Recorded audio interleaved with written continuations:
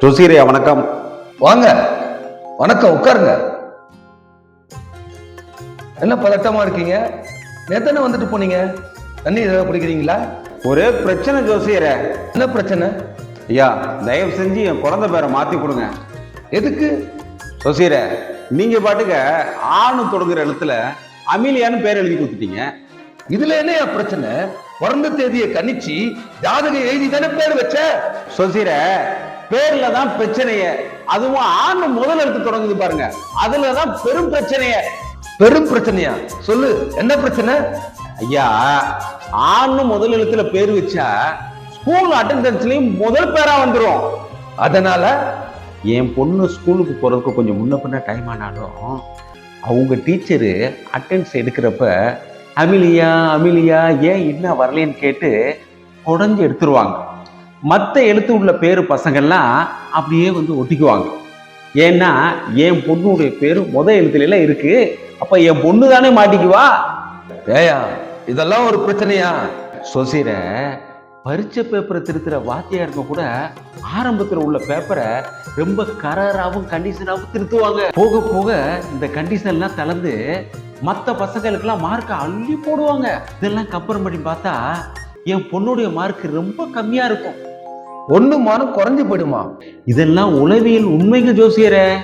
அப்புறம் இதே மாதிரி தாங்க வேலைக்கு இன்டர்வியூ போகும்போதும் ஆளா உள்ள போகணும். எந்த ஆபீஸ்லயுமே முதல்ல கேட்கிற கேள்வி எல்லாம் கஷ்டமான கேள்வியா தான் இருக்கும். பின்னாடி போற பசங்க முன்னாடி போன பசங்கள்கிட்ட அங்கே என்னென்ன கேள்வி கேட்டாங்க, அங்க இருக்க ஆபீசர்கள்லாம் போனா எப்படி அப்படின்னு கேட்டு தெரிஞ்சுக்கிட்டு அதுக்கு தகுந்த மாதிரி ஆன்சர் ரெடி பண்ணி அசத்திடுவாங்க. என் பொண்ணு தேமேன்னு நிற்கும். இப்படிதான் ஜோசியர எல்லா விஷயத்திலையும் போராடி போராடி ஜெயிக்க வேண்டியிருக்கு. ஆரம்பத்துல எந்த ஒரு விஷயத்தையும் எதிர்கொள்ற பிரச்சனை இருக்கு, அது ஒரு பெரிய போராட்ட வாழ்க்கை ஜோசியர. அதனால ஜோசியர தயவு செஞ்சு சொல்றேன், இந்த ஆ ஆ அப்படின்னு தொடங்குற எழுத்துல உள்ள எந்த பேரும் என் குழந்தைக்கு வேண்டாம். ஆஹா, பேர் வைக்கிறதுல அதுலயும் ஆ ஆன்னு முதல் எழுத்துல பேர் வைக்கிறதுல இத்தனை பிரச்சனையா? ஆமா ஜோசியர. சரி, ஆ வேண்டாம், கடைசி எழுத்து அவு. அப்போ யாருன்னு பேர் வச்சுட்டா? அட போங்க ஜோசியர, இதெல்லாம் பழங்காலத்து பாட்டி பேரு, இத போய் யாராவது வைப்பாங்களா? சரி, அத விடு.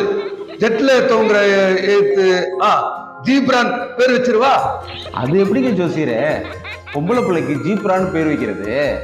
சரி, ஜீப்ரா வேண்டாம், ஜீப்ரீன்னு பேர் வச்சிடலாமா? என்னது ஜீப்ரியா? பசங்க எல்லாம் வரி குதிரையில கிண்டல் பண்ணவா? இப்பெல்லாம் வாயில நுழையாத பேரா வைக்கிறது தான் ட்ரெண்ட்.